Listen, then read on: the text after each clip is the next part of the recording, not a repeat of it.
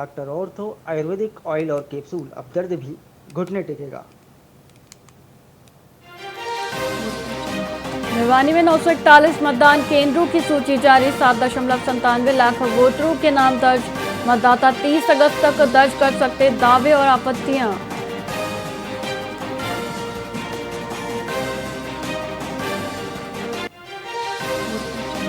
हरियाणा में जुलाई बारिश सामान्य से रही कम। प्रदेश में 27% कम बारिश दर्ज हुई। जुलाई में केवल 109.3 मिलीमीटर बारिश रिकॉर्ड हुई।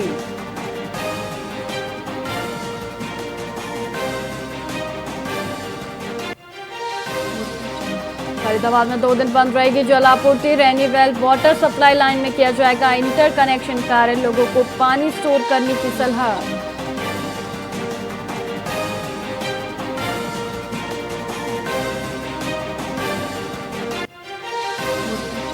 गुरुग्राम में अब ट्रैफिक नियम तोड़ना पड़ेगा भारी। यातायात पुलिस की हाईटेक व्यवस्था। चालान कटते ही एलईडी स्क्रीन पर होगा डिस्प्ले।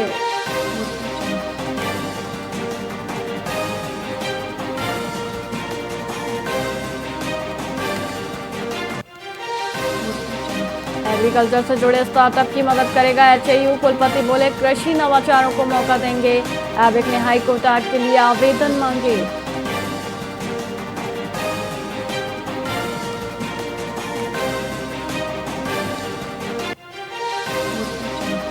नमस्कार, आप देख रहे हैं वीआईपी न्यूज और मैं हूं आपके साथ वैशाली श्रीवास्तव। आइए रुक करते हैं खबरों की ओर। स्वर्गीय पंडित होशियारी लाल शर्मा की 5वीं पुण्यतिथि के उपलक्ष्य में 20 अगस्त को सिरसा के रिद्धि सिद्धि रिसोर्ट में रक्तदान शिविर, संकीर्तन और श्रद्धांजलि समारोह का आयोजन किया जाएगा।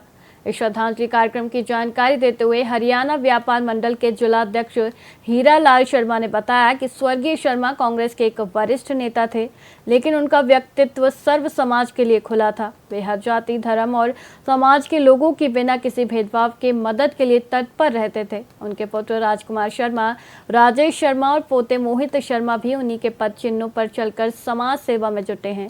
इस अवसर पर रक्तदान शिविर, भजन संकीर्तन और अटूट लंगर का आयोजन होगा।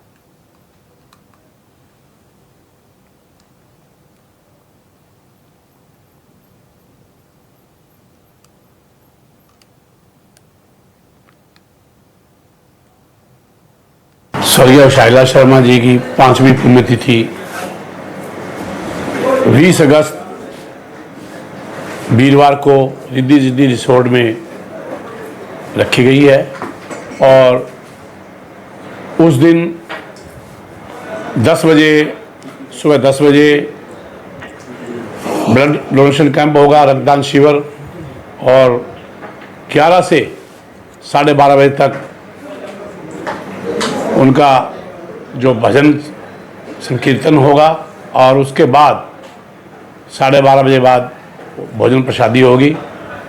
वो शैला शर्मा जी के बारे में जिला ही नहीं सारे हरियाणा को इस बात का पता है कि वो कैसे इंसान थे। इंसानियत की वो मिसाल थे और उनमें और आम आदमी में इतना फर्क था कि वो कोई भी उनके पास पार्टी से उठ करके, कोई भी उनके पास किसी धर्म का, किसी जाति का, किसी पार्टी का कोई भी आदमी उनके पास आया है तो उसको खाली नहीं जाने दिया। उसके साथ तत्पर रहे हैं और उठकर उनके साथ गए हैं वो। और उन्होंने हमें भी एक बात सिखाई भी आप कोई भी आपके पास आए काम के लिए उसको मना मत करो, उसके लिए आप काम करो, और काम किया है। वो कांग्रेस में रहते हुए सबसे पहले वो युवा कांग्रेस के सदस्यता ग्रहण करी उन्होंने। उसके बाद युवा कांग्रेस के प्रेसिडेंट भी बने वो, और उसके बाद अथक प्रयास उन्होंने कांग्रेस के लिए किए और बहुत संघर्ष किया। उनको जिला प्रधान बनाया गया कांग्रेस का। उसके बाद उनको पार्टी ने उनकी काबिलियत देखते हुए, उनके संघर्ष को देखते हुए उनको टिकट भी दिया कांग्रेस का, विधानसभा का, और वो लड़े भी। और अपने जीवन काल में ही उन्होंने अपने पोते मोहित शर्मा को अग्रणी किया, आगे किया, और उसको आगे लाकर उसको राजनीतिक समझाया, बताया, और उन्होंने अपने जीवन काल में ही उसको प्रदेश का महासचिव, युवा का महासचिव उन्होंने बनाया और वो अच्छे वोटों से जीतकर संगठन में वो मोहित शर्मा आए। इसी प्रकार वो बाद में भी अब वो जीत करके वो प्रदेश के युवा कांग्रेस के प्रदेश के उपाध्यक्ष भी वो बने हैं, मोहित शर्मा। उनके सुपुत्र राजकुमार शर्मा और राजेश शर्मा भी उनके पदचिन्हों पे चलते हुए वो कार्य कर रहे हैं। कोई भी उनके पास आया है कार्य के लिए, वो उसके लिए तन मन धन से उसके साथ डट कर खड़े रहे और उनके लिए कार्य किया। चाहे किसी जाति से, किसी भी धर्म से कोई आया है, उनका कोई किसी पार्टी से मतलब नहीं है। यही बात उन्होंने सिखाई, यही बात राजकुमार शर्मा, राजेश शर्मा हर गांव जा कर के इन्होंने पार्टी का झंडा बुलंद किया है और पार्टी को आगे लाने में सबसे इस परिवार का उशाला शर्मा जी के पद चलते हुए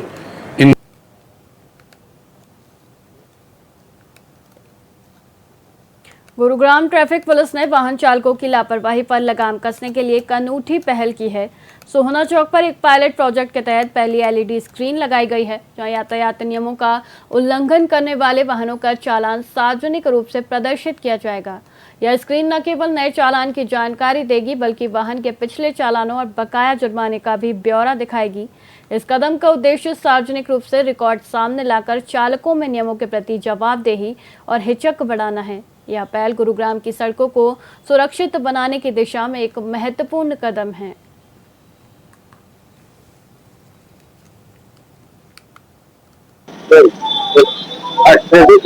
एलईडी लगाई है जी सर। क्या है इसका मकसद? इसका मकसद ये है कि सर जो भी वाहन यहाँ से गुजरेगा उस गाड़ी का स्क्रीन में पता पड़ जाएगा कि भाई कितने इस गाड़ी पर चालान है और कितने नहीं है। यदि नहीं है तो उसमें निल दिखाया जाएगा, कोई चालान नहीं दिखाया जाएगा। और जिस गाड़ी पर ज्यादा से ज्यादा चालान हो रहे हैं, 5 चालानों से ज्यादा चालान हो रहे हैं, तो उस गाड़ी को बंद कर दिया जाएगा और उसको पहले उन चालानों को भुगतान किया जाएगा और फिर उसको गाड़ियों की मिलेगी।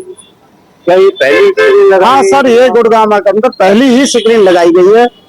अभी पहले कोई यहाँ इस तरीके की कोई स्क्रीन नहीं थी सर। कितना फायदा मिलेगा इससे? इससे मालिक को भी और ट्रैफिक मुलाजिमों को भी काफी फायदा मिलेगा। इसका चालान डिस्प्ले में शो करेगा, क्या आप उसको चालान रखने के लिए भी कुछ? जी सर, जिसका डिस्प्ले में इसमें पता पड़ेगी कि उस पर इतने ज्यादा चालान हो रहे हैं, तो उसको बोला जाएगा कि भाई अपने चालान ये तो इनको और इनको चालानों को क्लियर करो। क्या पुलिस के पास कोई ऐसे रास्ते भी चालान भुगतना चाहेगा, उसका चालान भुगत सकते हैं? जी सर। जो क्या पुराने जो चालान है वही दिखाएगी या आगे कहीं कटा हो चालान? नहीं सर, जो उस मौके टाइम तक भी पूरे चालान बताए जाएंगे। यदि चालान आज भी हुआ तो उसकी भी बताया जाएगा जो इतने चालान इस गाड़ी पर हैं।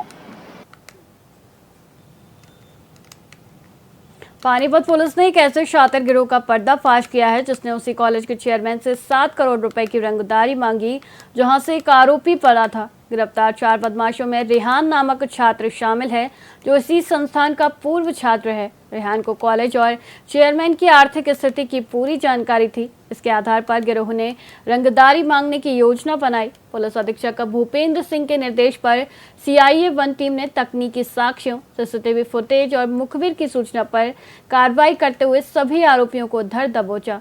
जांच में गिरोह के अन्य सदस्यों और उनके आपराधिक इतिहास की भी पड़ताल की जा रही है।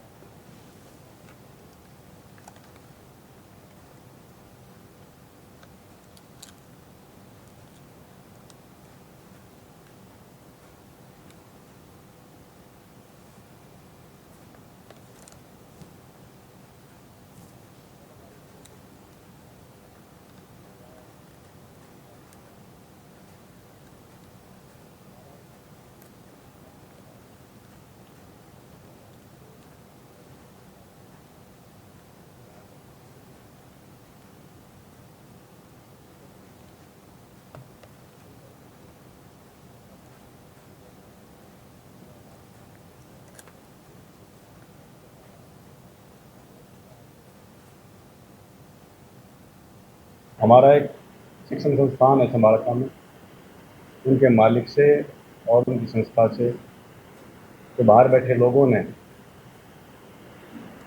जो पैसे की डिमांड की थी, उस संदर्भ में हमने समालका थाने में एक केस दर्ज कर लिया था और हमारी क्राइम टीम और हमारी साइबर टीम और जो हमारा लोकल नेटवर्क होता है, जो स्पेशली जो हम सीक्रेट इन्फॉर्मर्स कहते हैं, सबको हमने एक्टिवेट किया हुआ था। जैसे ही वो खबर उनके मालिक के पास आई तो वो मेरे से पर्सनली आके मिले थे, तो हमने उनको जो भी हमारा एक SOP वो बना रखी है, उनको सुरक्षा देना, उनके वहाँ एक पुलिस पिकेट बनाना, और क्योंकि रहते पानीपत में और जो शिक्षण संस्थान है वो समालका में है, तो वहाँ पर भी एक अलग से व्यवस्था हमने सुरक्षा की थी। हमारी टीम ने काम करते हुए, क्योंकि जो इनपुट घर वालों ने हमें दिए थे कि हमारे घर की पिक्चर भी हमारे पास भेजी गई है, ये बता के हम भाई आप बात रख रहे हैं, तो उस कड़ी में हमारी टीम ने लग के और जो लोकल हमारे जो युवा, जो भटके हुए युवा कहूँगा मैं उनको, जो उनके बहकावे में आकर और ये शॉर्टकट का रास्ता अपनाने की कोशिश करते हैं, जो कि ये कभी भी इसमें मंशूबा इनका कामयाब नहीं हो सकता। भारत की धरती पे रह के अगर कोई इस तरह की हरकत करेगा वो बच नहीं सकता। बाहर बैठे कुछ दिन के लिए जरूर बच सकते हैं, लेकिन अंजाम उनका भी वही होगा जो इनका हुआ है। तो 4 युवकों को हमने गिरफ्तार किया है। इनमें हमारे चारों पानीपत के ही हैं। एक तो गोहाना में रह रहा था, जो कि बाहर डोंकी रूट से 2022 में गया था और 2026 में उसको डिपोर्ट कर दिया था। उसका नाम अजय है, अजय, रोहित, अमित और रिहान, 4 लड़कों को गिरफ्तार किया। रिहान तो उसी शिक्षण संस्थान में 10+2 उसने वहां से की थी।